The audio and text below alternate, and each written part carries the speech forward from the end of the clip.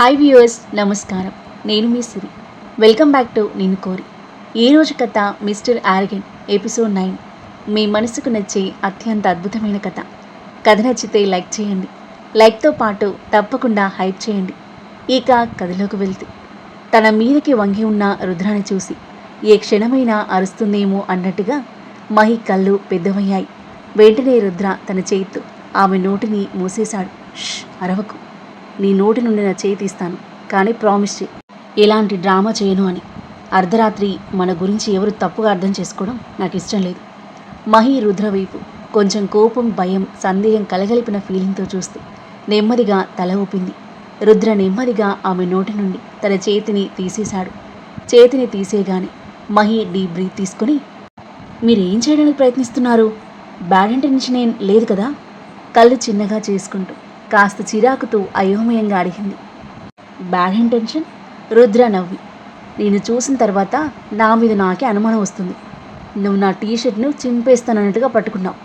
చాలాసేపు నుండి దాన్ని విడిపించడానికి ట్రై చేస్తున్నాను, కానీ ఈ మేడం వదలడానికి సిద్ధంగా ఉంటేగా అన్నాడు. తన పిడికిలి ఇంకా రుద్ర టీషర్ట్ను పట్టుకుని ఉండడం చూసిన మహి తడబడి వెంటనే తన చెయ్యి వెనక్కి తీసుకుంది. కాస్త సిగ్గుగా అనిపించింది తనకి. ఓకే, కానీ మీరిక్కడికి ఎలా వచ్చారు? మీ బెడ్ మీద రాజులో పడుకున్నారు కదా అంది మహి సందేహంగా. నీ bangles, they are literally killing me. అవి చేసే నాయిస్కి నా నిద్ర మొత్తం డిస్టర్బ్ అయింది. వాటిని తీసేయడానికి వచ్చాను. వాటిని తీసేస్తుంటేనే నువ్వు నన్ను దొంగలా పట్టుకున్నావు అన్నాడు రుద్ర. మీకు తెలియదా? కొత్త పెళ్లి కూతురు వెంటనే చేతుల నుండి గాజులు తీయకూడదు, కొన్ని రోజులైనా ఉండాలి. అవును, కొత్త పెళ్లి కూతురు గాజులు ప్రేమగా వేసుకుంటారు, బట్ సారీ, నీ విషయంలో ఇట్స్ నాట్ పాసిబుల్ టీజింగ్గా నవ్వుతూ అన్నాడు. మహి గుర్రుగా చూస్తూ సోఫా మీదున్న కుషన్ తీసుకుని అతనిపై ఫోర్స్గా విసిరింది. మీరు ఇదంతా కావాలని చేస్తున్నారు. నన్ను ఇబ్బంది పెట్టడానికి మీకు ఏదో ఒక సాకు కావాలి కోపంగా అంది. ట్రస్ట్ మీ అని రుద్ర తన 2 చేతులను పైకెత్తి, నాకు అలాంటి హాబీ ఏది లేదు, and I'm going now, happy అన్నాడు. మహి సమాధానం చెప్పకుండా చిరాగ్గా చూసి మరోవైపు తిరిగి పడుకుంది. రుద్ర లైట్ ఆఫ్ చేసి బెడ్పై పడుకొని కళ్ళు మూసుకున్నాడు. ఆ గాజుల డిస్టర్బెన్స్ పోయినందుకు ప్రశాంతంగా పడుకున్నాడు. మహి కూడా నెమ్మదిగా కళ్ళు మూసుకుంది. కానీ ఆమెకు నిద్ర ఆవహించేసరికి సడన్గా వాష్రూమ్కి వెళ్ళాలని అనిపించింది. కళ్ళు తెరిచి కాసేపు చీకటిలో కూర్చొని తరువాత నెమ్మదిగా లేచి నిలబడింది. గదంతా చీకటిగా ఉంది. బయట చంద్రుని కాంతి కర్టెన్ల అంచుల గుండా తొంగి చూస్తుంది. లైట్ వేస్తే రుద్ర కోపానికి బలి కావాల్సి వస్తుందని ఆ చీకట్లోనే వాష్రూమ్ను వెతుకుతూ అడుగులు వేయసాగింది. ఆ గది గురించి తనకి సరైన ఐడియా లేదు. కొత్త ప్లేస్లో దారిని వెతుకుతున్నట్లుగా నెమ్మదిగా గోడలను చేతులతో తాకుతూ నడుస్తుంది. మధ్యలో టేబుల్ అడ్డుగా వచ్చింది. దాన్ని తప్పించుకుంటూ పక్కకి వెళ్తుండగానే బ్యాంగ్ అంటూ ఒక పెద్ద ఫ్లవర్ వాస్ ఆమె పాదానికి ఢీకొని నేల మీద పడింది. అంతే, గది నిశ్శబ్దం చీల్చుతూ పెద్ద సౌండ్ చేస్తూ బల్లున విరిగిపోయింది ఫ్లవర్ వాస్. అప్పుడే నిద్రలోకి జారుకుంటున్న రుద్ర ఉలిక్కిపడి మేల్కొన్నాడు. వెంటనే సైడ్ టేబుల్ ల్యాంప్ ఆన్ చేశాడు. మసక వెలుతురులో తన ఎదురుగా ఉన్న దృశ్యాన్ని చూసి మొహం చిట్లించుకున్నాడు. మహి వాష్రూమ్ డోర్ దగ్గర నిలబడి ఇంతింత కళ్ళేసుకుని టెన్షన్గా చూస్తూ ఉంది. పక్కనే very expensive imported flower vase నేలపై ముక్కలుగా పడిపోయింది. అన్బిలీవబుల్. రుద్ర కోపంగా బెడ్ మీద నుంచి దిగి వేగంగా ఆ వైపు కదిలాడు. అతని కళ్ళలో కోపాన్ని చూసి మహి భయంతో 2 అడుగులు వెనక్కి వేసింది. ఆమె వెనుకనే విరిగిన ఫ్లవర్ వాస్ ముక్కలు నేలపై చెల్లాచెదురుగా పడి ఉండడం గమనించిన రుద్ర మహి మరో అడుగు వెనక్కి ఫ్లవర్ వాస్ పీసెస్ మీద వేయబోతుంటే ఫాస్ట్గా ఓ కంగలో ఆమెను చేరుకుని తన చేతుల్లో ఎత్తుకున్నాడు. ఇప్పుడేం చేస్తున్నావు? నా దగ్గరికి రావడానికి నీకెప్పుడు ఒక సాకు కావాలి, నన్ను కిందకి దించండి అంది మహి ఒకంత వణికిపోతూ. రుద్ర ఆమెను చాలా సున్నితంగా నేలపై దించి, నేను నిన్ను ఎత్తుకోకపోతే ఈ పగిలిన వాస్ పీస్ నీ కాలు గుచ్చుకునేది. నేను ఎత్తుకోవడం కంటే అవి గుచ్చుకోవడమే బెటర్ అనుకుంటే యువర్ వెల్కమ్ అంటూ తనని ఫ్లవర్ వాస్ ముక్కలున్న వైపు నెట్టాడు చిన్నగా. అతని టీషర్ట్ను పట్టుకుని ఆగిన మహి రుద్రను కోపంగా చూసి సరిగ్గా నిలబడి టీషర్ట్ వదిలేసింది. నన్ను నిద్రపోనివ్వనని ప్రమాణంగా చేశావా? నేను నిద్రపోవడానికి ప్రయత్నించినప్పుడల్లా ఏదో ఒక కొత్త డిస్టర్బెన్స్ క్రియేట్ చేస్తూనే ఉన్నావు అసహనంగా అన్నాడు రుద్ర. నేను వాష్రూమ్కి వెళ్తున్నాను, చూసుకోకుండా ఆ ఫ్లవర్ వాస్కి తగిలాను. మెల్లిగా బదులిచ్చింది మహి. ఓ, అలా అయితే లైట్ వేసుకుని వెళ్ళొచ్చు కదా. రుద్ర కోపం ఇంకా తగ్గలేదు. మహి గట్టిగా ఊపిరి పీల్చుకొని, అప్పుడు కూడా నీ నిద్ర డిస్టర్బ్ అయ్యేది కదా అంది. మొబైల్ ఫ్లాష్ లైట్నైనా ఆన్ చేసి ఉండొచ్చు కదా. మహి తల కొట్టుకుంటూ, ఓ నో, ఇది నా మైండ్లోకి రానే లేదు. సారీ, నెక్స్ట్ టైం నుండి కేర్ఫుల్గా ఉంటాను అంది. కేర్ఫుల్గా ఉండాలంటే ముందు నీకు మైండ్ ఉండాలి కదా, రుద్ర ఎగతాళిగా అన్నాడు. మహి గుర్రుగా చూసి ఏదో అనేలోపి రుద్ర తన చేతిని పైకెత్తి, ఇక చాలు ప్లీజ్, వెళ్ళి ప్రశాంతంగా పడుకో. నన్ను కూడా పడుకోనివ్వు. నువ్వు మళ్ళీ ఒక్క సౌండ్ చేసినా నేను నీ చేతులు కాళ్ళు నోరు అన్నీ కట్టేస్తాను సీరియస్లీ అని చిన్నపాటి వార్నింగ్ ఇచ్చి బెడ్పై పడుకుని బ్లాంకెట్ కప్పుకున్నాడు. మహి పెదవులు బిగించి అలాగే చూస్తూ ఉంది. మహి, ఇప్పుడు ఒక్క సౌండ్ కూడా చేయకు, సైలెంట్గా పడుకో అని తనకి తానే చెప్పుకొని వాష్రూమ్కి వెళ్ళొచ్చి సోఫాలో వాలగాని రుద్ర లైట్ ఆఫ్ చేశాడు. మహి మళ్ళీ నిద్రపోవడానికి ప్రయత్నించి విఫలమైంది. స్ట్రైట్గా తిరిగి పడుకొని చీకట్లోకి చూస్తూ ఉంది. వాల్ క్లాక్ టిక్ టిక్ అని సౌండ్ కాకుండా రుద్ర శ్వాస తీసుకుంటున్న శబ్దం గదిలో ప్రతిధ్వనిస్తుంది. ఆ శబ్దం మహికి ఊపిరాడకుండా చేస్తుంది. ఇది ఎలాంటి బంధం, ఎలాంటి సంబంధం? ఇద్దరు వ్యక్తులు ఒకే ఇంట్లో ఒకే గదిలో ఉన్నప్పటికీ మైళ్ళ దూరంలో ఉన్నారు. అంతులేని ప్రశ్నలు ఆమె మనసులో చెలరేగుతూ ఉక్కిరి బిక్కిరి చేస్తున్నాయి. ఈ ప్రశ్నల నుండి పారిపోవాలి అనుకుంటున్నట్లుగా మహి కళ్ళు గట్టిగా మూసుకుంది. మరోవైపు రుద్ర తన విశాలమైన కంఫర్టబుల్ బెడ్ మీద పడుకున్న మనసంతా ఏదో అన్కంఫర్టబుల్ ఫీలింగ్తో నిండడంతో అతను కూడా మేల్కొని ఉన్నాడు. సోఫాలో నిరంతరం తిరుగుతూ ఉన్న మహి దేహ మృదువైన శబ్దాలు అతనికి తెలుస్తూనే ఉన్నాయి. ఇందులో నా తప్పే ఉంది. అతని గుండెలో ఒక అవాంఛిత భావన తలెత్తింది. అయినా తనంతట తానే ఈ దారి చూస్ చేసుకుంది, నా తప్పేం లేదు అని తనకి తాను సర్ది చెప్పుకున్నాడు. కానీ లోపల ఎక్కడో లోతుగా ఒక ముళ్ళు అతన్ని గుచ్చుతూనే ఉంది. అతనెప్పుడూ తన సొంత నిబంధనల ప్రకారం తన జీవితాన్ని గడిపాడు. ఇప్పుడు ఈ అమ్మాయి, ఈ అన్వాంటెడ్ మ్యారేజ్, ప్రతిదీ అతని కంట్రోల్లో లేనట్టు అనిపించింది. చివరికి ఆలోచనలతో అలసిపోయి నిద్రలోకి జారుకున్నాడు. మహికి రాత్రి గడపడం ఒక పర్వతం ఎక్కినట్లుగా భారంగా గడవసాగింది. మార్నింగ్ కాసేపు కూర్చోవడానికి అనువైన సోఫా రాత్రంతా నిద్రపోవడానికి ఒక టార్చర్ కంటే తక్కువేమీ కాదు. దాని కార్నర్స్ ఆమె పక్కటెముకలను గుచ్చుతున్నాయి. ఆమె మెడ వింతగా బిగుసుకుపోయింది. నడుములో తేలికపాటి నొప్పిగా ఉంది. పడుకోవడానికి ఇబ్బందిగా ఉండి చాలాసార్లు లేచి కూర్చోవడానికి ప్రయత్నించి అటు దొర్లి ఇటు దొర్లి తర్వాత ఎప్పటికో పడుకుంది. కానీ నిద్రలో అటు ఇటు దొర్లే క్రమంలో బ్యాలెన్స్ తప్పి సోఫా పైనుండి నేలపై పరిచిన మృదువైన మందపాటి కార్పెట్ మీద పడిపోయింది. బహుశా కార్పెట్ మెత్తదనం వల్లనో లేదా తీవ్రమైన అలసట వల్లనో పడిపోయింది కూడా తెలియలేని వింత స్థితిలో. అలాగే అక్కడే నిద్రపోయింది. ఉదయం బాణుడి కిరణాలు కిటికీ కర్టెన్ల గుండా ప్రసరిస్తూ కళ్ళకు ఫోకస్ కొడుతుంటే మెల్లిగా కళ్ళు తెరిచాడు రుద్ర. అతని కళ్ళు మొదట ఖాళీగా ఉన్న సోఫా వైపు, ఆ తర్వాత ఒక క్షణం ఆశ్చర్యం, తర్వాత కింద ఉన్న కార్పెట్ వైపు మళ్ళాయి. మహి అక్కడ ఒక చిన్న పిల్లలా పడుకుని ఉంది. ఆమె తన మోకాలను తన ఛాతికి దగ్గరగా లాక్కొని నిద్రపోతుంది. ఆమె జుట్టు చిందర వందరగా ఉంది. పెదవులు కొద్దిగా విడిపోయాయి. రుద్ర ఆమెను చూస్తూనే ఉన్నాడు. ఈ అమ్మాయిలో ఎంత చైల్డిష్నెస్ ఉంది, ఎంత ఇన్నోసెన్స్ ఉంది, అండ్ ఎంత హెల్ప్లెస్. ఆలోచన అతని మనసులోకి రాగానే ఆగాడు. ఇది హెల్ప్లెస్ కాదు, ఫూలిష్నెస్. ఒకే బెడ్పై పడుకోకూడదు అని తనే పెట్టింది కదా కండిషన్ అని తిట్టుకుంటూ ఆమె వైపు చూస్తున్న అతను ఏసీ చల్లదనానికి మహి మరింతగా ముడుచుకుపోవడం చూసి కాస్త కరిగిపోయాడు. నెమ్మదిగా బెడ్ మీద నుండి లేచి లైట్ బ్లూ కలర్ వూల్ దుప్పటిని తీసుకొని చాలా నెమ్మదిగా ఎటువంటి శబ్దం చేయకుండా ఆమెపై కప్పాడు. దుప్పటిని కప్పుతుండగా అతని చేతి వేళ్ళు అనుకోకుండా మహి బుగ్గను తాకాయి. ఆ మృదువైన చెక్కిలి స్పర్శకి కరెంట్ షాక్ కొట్టినట్టుగా ఒక వింత జలదింపు అనుభూతి అతని శరీరమంతా పాకింది. వెంటనే చేయి వెనక్కి తీసుకున్నాడు. కొన్ని క్షణాలు అక్కడే నిలబడి వాష్రూమ్కి వెళ్ళాడు. ఫాస్ట్గా ఫ్రెష్ అప్ అయి డ్రెస్ చేంజ్ చేసుకొని మరేమీ ఆలోచించకుండా జిమ్కి వెళ్ళాడు. ఎండవేడి కొంచెం ఎక్కువే మహి మొహాన్ని వెచ్చగా తాకుతుంటే మెలకు వచ్చి కళ్ళు తెరిచింది మహి. లేవగానే ఆమె శరీరం అంతటా, ముఖ్యంగా మెడ నడుము నొప్పిగా ఉన్నట్టు ఫీల్ అయ్యి లేవబోతూ తను నేలపై ఉందని రియలైజ్ అయింది. తనపై ఉన్న బ్లాంకెట్ చూసుకుంది.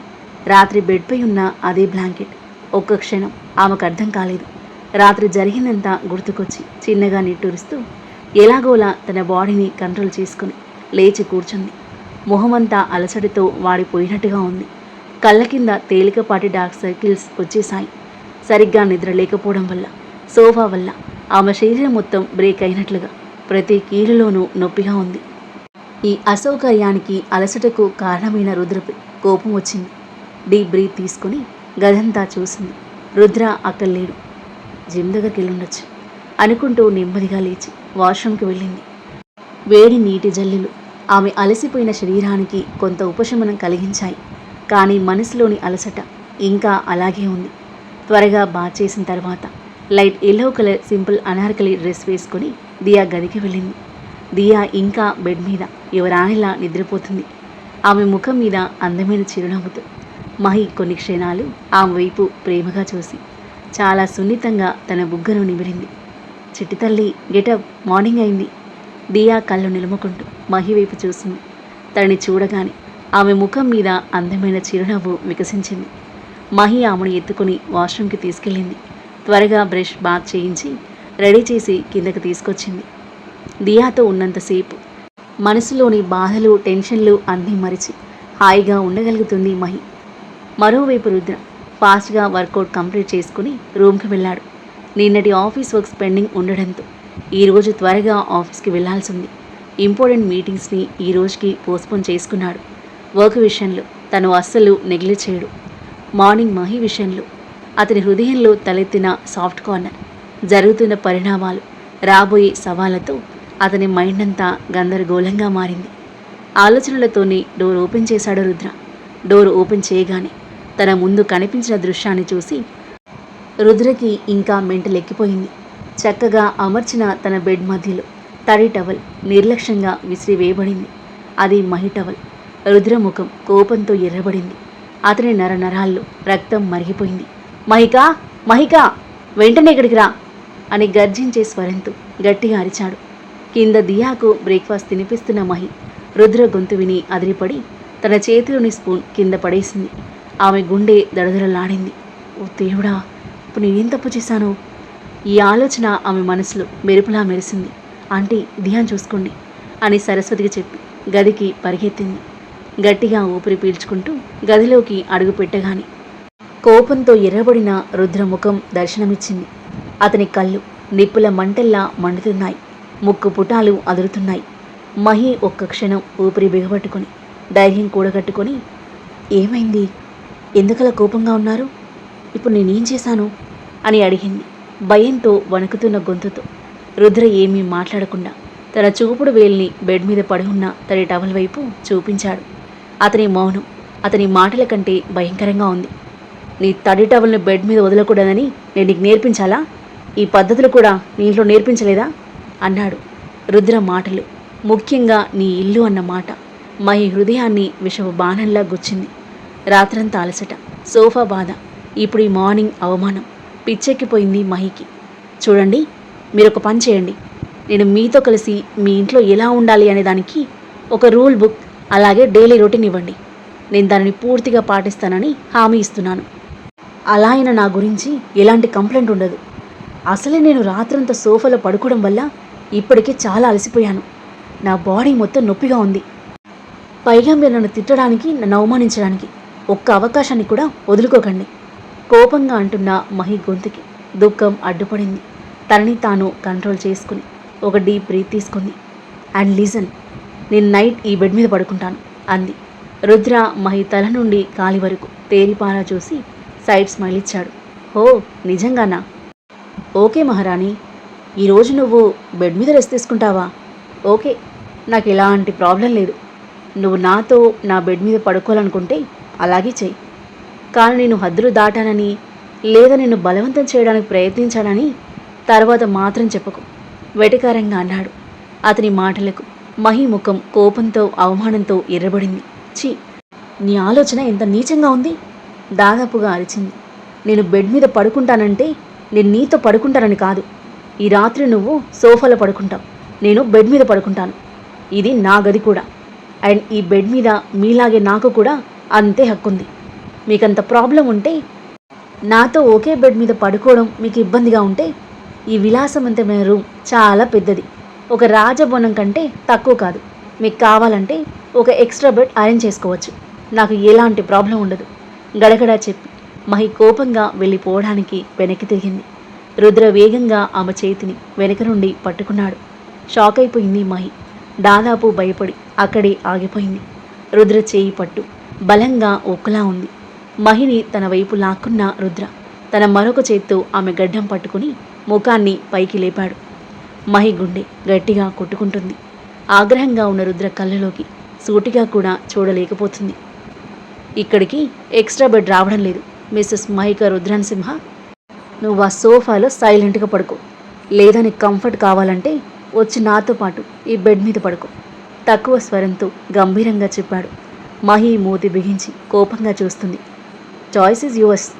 కానీ విడివిడిగా పడుకునే ఆలోచనను నీ మనసులోంచి తీసి, ఈ ఇంట్లో లేదా బయటికి ఎవరికి మనం నార్మల్ మ్యారీడ్ కపుల్ కాదని, మన మధ్య ప్రతిదీ నార్మల్గా లేదని, గుసగుసలాడే ఛాన్స్ దొరకకూడదని నేను కోరుకుంటున్నాను.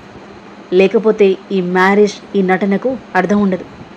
అండ్ మన పెళ్ళి ఏ పరిస్థితుల్లో జరిగిందో, ఎందుకు జరిగిందో నీకు బాగా తెలుసు. అందుకే నువ్వు నా గదిలో నా భార్యగా ఉన్నావు. మహి రుద్ర కళ్ళలోకి చూస్తుంది. ఆ కళ్ళలో కోపం, ఈగో మాత్రమే కనిపించాయి. ఒక్క క్షణం ఆమెకు ఆ వ్యక్తి అసలు తెలియనట్లు అనిపించింది. తన శక్తినంతా ఉపయోగించి రుద్ర చేతిని తన గడ్డం నుండి దూరంగా నెట్టింది. మీరు నన్ను ముట్టుకోకుండా కూడా చెప్పొచ్చు. ఇలా నన్ను బాధ పెట్టడం వల్ల మీకేమొస్తుంది? మీరు దీన్ని ఎంజాయ్ చేస్తున్నారా? జిమ్ చేయడం వల్ల మీ చేతులు రాయిలా గట్టిగా మారాయని మీకెవరూ చెప్పకపోవచ్చు. మీ నార్మల్ స్పర్శ కూడా ఎవరినైనా తీవ్రంగా బాధ పెట్టగలదు. ఒకరి ప్రాణాన్ని కూడా తీయగలదు. కోపం, బాధ కలగలిపిన ఫీలింగ్తో అంది. ఆమె కళ్ళ నుండి 2 చుక్కల కన్నీరు చెంపల మీదుగా పడ్డాయి. అతని కోపంగా చూస్తూ కన్నీళ్లు తుడుచుకుని ఇంకేమీ మాట్లాడకుండా రుసరుసలాడుతూ అక్కడి నుండి వెళ్ళిపోయింది. రుద్ర తన చేతులను చూసుకున్నాడు. నా చేతులు నిజంగా రాయిలా ఉన్నాయా? నేను నిజంగా ఆమెను బాధ పెట్టానా? ఒక్క క్షణం అతని హృదయంలో ఒక వింత వేదన అనిపించింది. కానీ మరుసటి క్షణంలోని మహి మాటలను, ఆమె కన్నీళ్లను తన మనసు నుండి దూరం చేశాడు. డ్రామా క్వీన్ అని అనుకుంటూ తన బట్టలు తీసుకోవడానికి తన పెద్ద వార్డ్రోబ్ దగ్గరికి వెళ్ళాడు. తన వార్డ్రోబ్ ఓపెన్ చేయగానే మళ్ళీ మెంటలెక్కిపోయింది రుద్రకి. అతని కోపం తారాస్థాయికి చేరుకోవడానికి సిద్ధంగా ఉంది. మహి కలర్ఫుల్ అండ్ ఫ్యాన్సీ డ్రెస్లు ఆమె కోసం రిజర్వ్ చేసిన కంపార్ట్మెంట్లో ఉంచడమే కాకుండా కొన్ని బట్టలు చక్కగా అరేంజ్ చేసిన రుద్ర కంపార్ట్మెంట్లో కూడా నిర్లక్ష్యంగా నింపున్నాయి. అతని కాస్ట్లీ సిల్క్ టైలలో ఒకటి మహి దుపట్టాల కింద నలిగిపోతుంది. ఒక్క క్షణం అతను మహిని మళ్ళీ పిలిచి ఈ కేర్లెస్నెస్ గురించి ఆమెకు గట్టిగా లెక్చర్ ఇవ్వాలి అనుకున్నాడు. కానీ ఇప్పటికే పెద్ద డ్రామా నడిచింది. పైగా తనకి ఎక్కువ టైం లేదు. ఆఫీస్కి త్వరగా వెళ్ళాలి. తన కోపాన్ని కంట్రోల్ చేసుకుని బట్టలు తీసుకుంటూ ఉండగా అతని చెయ్యి అనుకోకుండా తన దాంట్లో ఉంచిన మహి డ్రెస్సులను తాకింది. తేలికపాటి తీయని పూల సువాసన అతని శ్వాసలో స్థిరపడింది. ఆ సువాసన చాలా స్పెషల్ అండ్ మత్తు కలిగించేది. మహిలాగానే కలవరపెట్టేది. ఒక క్షణం అతని చేతులు ఏదో ట్రాన్స్లో ఉన్నట్టు ఆ దిశగా వెళ్ళాయి. మహి లేత గులాబీ రంగు షిఫాన్ టాప్ని తీసుకొని తెలియకుండానే దాని ముక్కు దగ్గరకు తీసుకొని దాని సువాసనను లోతుగా పీల్చుకున్నాడు రుద్ర. ఒక్క క్షణం అతను అన్నీ మర్చిపోయాడు. తన కోపం, చికాకు, తన టెన్షన్స్ అన్నీ. సడన్గా స్పృహలోకి వచ్చి నేనేం చేస్తున్నాను అనుకుని కోపంగా ఆ టాప్ని వెనక్కి వార్డ్రోబ్లోకి విసిరేసి తలపై చిన్నగా కొట్టుకొని బాత్ చేయడానికి వెళ్ళాడు. మహికి పెళ్లి తర్వాత ఇది మొదటి రోజు కావడంతో ఇండియన్ ట్రెడిషన్ ప్రకారం కొత్త వధువు మొదటిసారి కిచెన్లో ఏదో స్వీట్ చేస్తుంది. కన్నీళ్లు దిగముంగుకొని దియాకు ఇష్టమైన క్యారెట్ హల్వా చేస్తుంది. అది ప్రిపేర్ చేస్తుంటే ఉదయం జరిగిన సంఘటనలు ఆమె మనసులో మెదులుతూనే ఉన్నాయి. రుద్ర కోపం, అతని మాటలు, అతని స్పర్శ అన్నీ ఒక పీడకలలా ఉన్నాయి. దియాకు మహి ప్రిపేర్ చేసిన క్యారెట్ హల్వా నిజంగా నచ్చింది. తన బ్రేక్ఫాస్ట్తో పాటు ఒక బౌల్ హల్వా ఇష్టంగా ఆస్వాదించి మహికి థ్యాంక్స్ చెప్తూ స్వీట్ కిస్ కూడా ఇచ్చింది. మహి ముఖంలో చిరునవ్వు చేరింది. రుద్ర రెడీ అయిపోయి కిందకొచ్చాడు. కాస్ట్లీ బిజినెస్ సూట్లో క్లాసీగా రెడీ అయ్యి డైనింగ్ టేబుల్ దగ్గర సరస్వతి, దియా, మహి అందరూ కూర్చొని ఉండడం చూసి వాళ్ళ దగ్గర కదిలి చైర్లో కూర్చున్నాడు. అతని కళ్ళు మహి మీద పడ్డాయి. మహి అతను రాగానే కళ్ళు కిందకి దించుకుంది. ఆమె ముఖంలో మార్నింగ్ సంఘటన తాలూకు ఉద్రిక్తత, కోపం స్పష్టంగా కనిపిస్తుంది రుద్రకి. ఆమె కోపం ఇంకా ముఖం మీదనే ఉంది. అతని మైండ్లో ఏదో చిలిపి ఆలోచన వచ్చింది ఆమెను ఇంకా ఆట పట్టించడానికి. మిస్సెస్ రుద్ర, నిన్న రాత్రి నువ్వు సరిగ్గా నిద్రపోలేదనిపిస్తుంది. నీ ముఖంలో అలసట కనిపిస్తుంది అన్నాడు. మహి చెవుల్లో ఎవరో మరిగే నూనె పోసినట్లుంది. ఈ మనిషి ధైర్యం చూడండి. మొదట అతనే నన్ను నిద్రపోనివ్వలేదు, ఇప్పుడు అందరి ముందు నన్ను టీచ్ చేస్తున్నాడు. అతనేం చెప్పాలనుకుంటున్నాడు? నేను రాత్రి మా మధ్య ఏదో జరిగిందని, దానివల్ల నేను నిద్రపోలేకపోయానని, అలసిపోయినట్లు కనిపిస్తున్నానని చెప్తున్నాడు. ఈ మనిషిని ఏమనాలి అని తనలో తాను అనుకుంటూ చురుగ్గా అతని వైపు చూసింది. హస్బెండ్ గారు, నేను నా పాత ఇంట్లో నా పాత గదిలో పడుకోవాలనుకున్నాను. కనీసం నాకు అక్కడైనా నా సొంత బెడ్ దొరికేది. అక్కడ ఎటువంటి భయం లేకుండా, ఎవరు తిట్టకుండా హాయిగా నిద్రపోయేదాన్ని. కానీ ఇప్పుడేం చేయాలి? నేను మిమ్మల్ని పెళ్లి చేసుకున్నాను కాబట్టి నేను నెమ్మదిగా ఇవన్నీ అలవాటు చేసుకోవాలి. కరెక్టేనా? కాస్త చిరాకుగా సూటిగా అన్న మహి స్వరంలో దాగి ఉన్న వ్యంగ్యం, బాధ సరస్వతికి కూడా చేరింది. ఈ టామ్ అండ్ జెర్రీల సంభాషణలు విన్న తర్వాత సరస్వతి నవ్వకుండా ఉండలేకపోయింది. ఈ ఇద్దరూ ఒకరికొకరు దగ్గరయ్యే మార్గం ఇదే అని ఆమె భావించింది. కానీ ఇది వారికి మాత్రమే పరిమితం కాలేదు. వాళ్ళకి సమీపంలో నిలబడి ఉన్న ఇంటి పని మనిషి, కుకింగ్ చేసే లీల కూడా ఇదంతా విన్నది. ఆమె వెంటనే తన యాప్రాన్ పాకెట్లో నుండి తన మొబైల్ని తీసి రక్షకు సీక్రెట్గా ఒక మెసేజ్ను టైప్ చేసింది. ఆ తర్వాత ఏం జరగబోతుంది? లీలా రక్షకు ఏమని మెసేజ్ చేసింది?